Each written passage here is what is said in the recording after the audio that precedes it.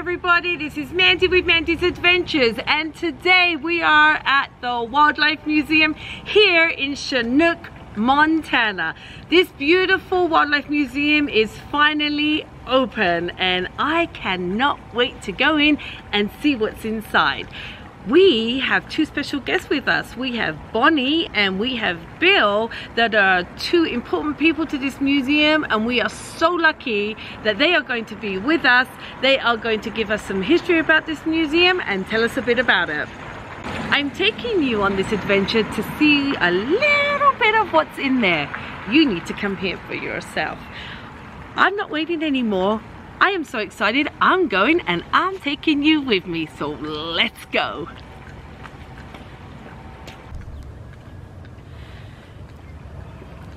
I am so excited to take this adventure. The doors are finally open and here we go, you guys. Hello, welcome to the museum. Hi! Oh my gosh, this is like a gem right here in this little city of Chinook.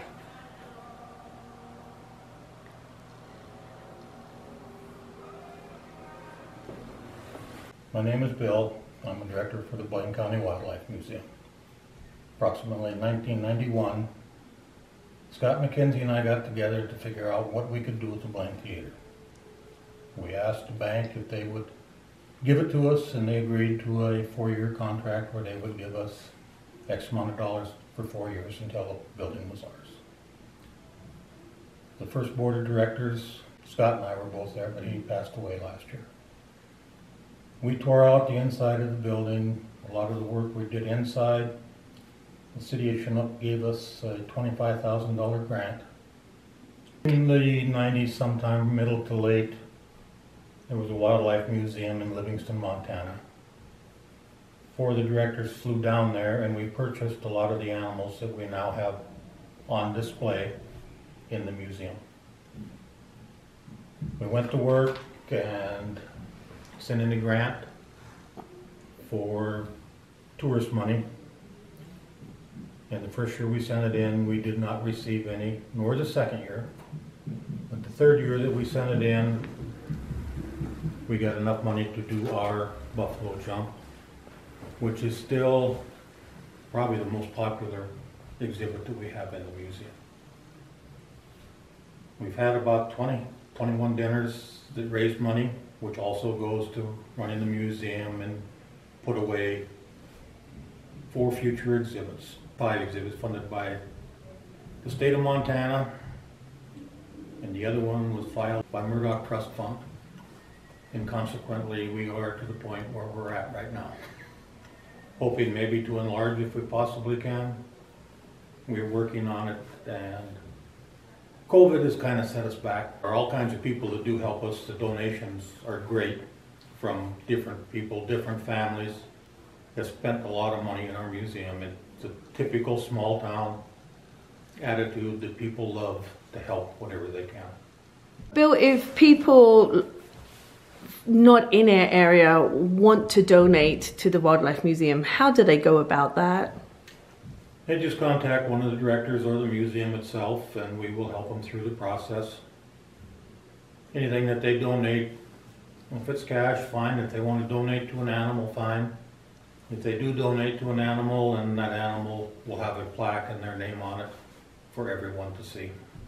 Another source of income for us is in the fall we have a 31 gun raffle in the month of December, plus 3 early bird drawings, September, October, November, and the day after Thanksgiving. It raises money for us. Our dinner usually raises about $20,000 to $25,000 a year. People, the other day, a family that was prominent in Chinook at one time, he died, his daughter inherited everything, and she's been generous with us at one time. This time she gave us a gun safe with the value of about $5,000 to $6,000, which we will raffle off, which does in turn make us money. In the spring or early summer, we have, you call in. In the summertime, it's open every day from June 1st on to Labor Day. I think it's 8 to 5 on weekdays and Saturdays, and I think it's just Sunday afternoons. In the fall, we have people that volunteer to open it up through September and October while the hunters are all out here. They like to come in and see it. The charge for the museum is $6 for adults, $4 for students. And Bill, what is this TV up here in the corner of the boardroom? It's a history and a walkthrough of our museum. Almost all the exhibits are on it. It shows how they're made, how they were designed.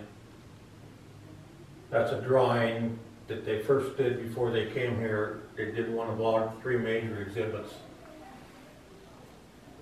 and then filled them in. So then what we would do, Bill, is we would just push a button and the information would come up on this screen, correct? You used to see only local anglers fishing Tiber Reservoir, but that all changed in 2007 when Bob Hart, fishing from shore, caught his second ever walleye. Hi, I'm Bonnie. Come on with me and let's take a quick tour of the museum. We have a lesser Canada goose featured up here, and the animals here are kind of a teaser, I guess, for what you're about to see with our actual exhibits in the main hall. One of the things I like to point out to people is that it's very easy to see Mother Nature's large animals, but you have to be sure to look at the little guys too, like the little bitty chipmunk who's hiding above the cinnamon bears. She didn't see.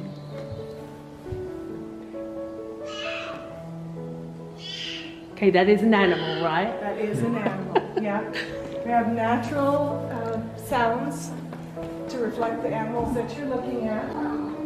This exhibit on my right is the one that was most recently completed. We have 14 birds in this tree. The most magnificent might be the golden eagle at the top with the prey of the mallard duck. We have something really special here with the groundhog, prairie dog town, and 2 black-footed ferrets. All right, so here's my joke. There's the world's longest gopher right there.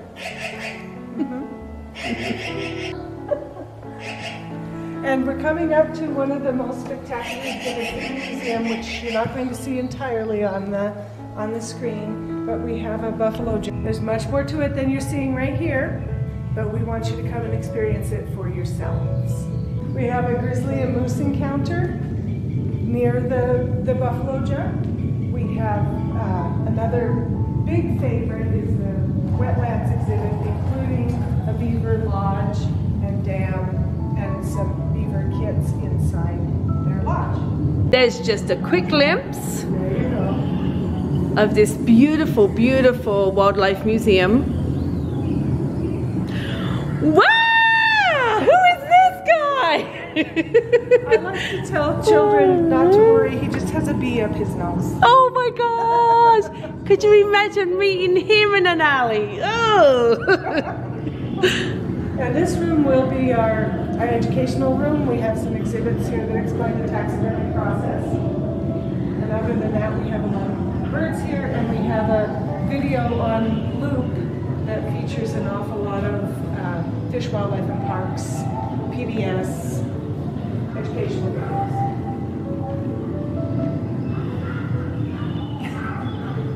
Oh my gosh, you guys see? She can't fly because she molts in the spring, but she's enticing the chicks down to the only duck that nests in the tree. But they're going down about 70 feet. Oh.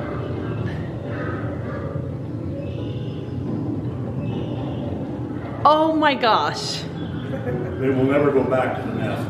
Oh. That is a lot of trust, isn't it? Oh boy.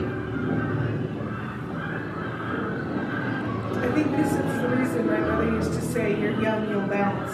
Yes. With the hospital, that's how rough nurse. Guys seriously need to come to this museum and watch the screens around here and giving you some history of some of the wildlife animals and what nature is really about. Alright, so we have one more exhibit, and that's our nocturnal exhibit, which is really a lovely way to round out the museum with some of Mother Nature's nighttime antics, I guess. Yes. Including the large gray wolf at the very end. And then after we're done, you come on out and this is beautiful. have a look at our gift shop. Yes. And support the museum further here while also having some fun mementos of your trip.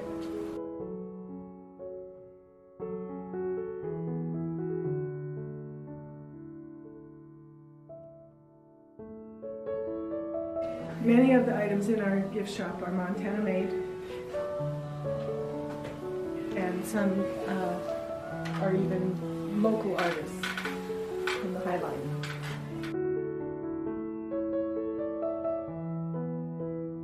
And supporting the Chinook sugar beaters, which is the school here in Chinook, Montana.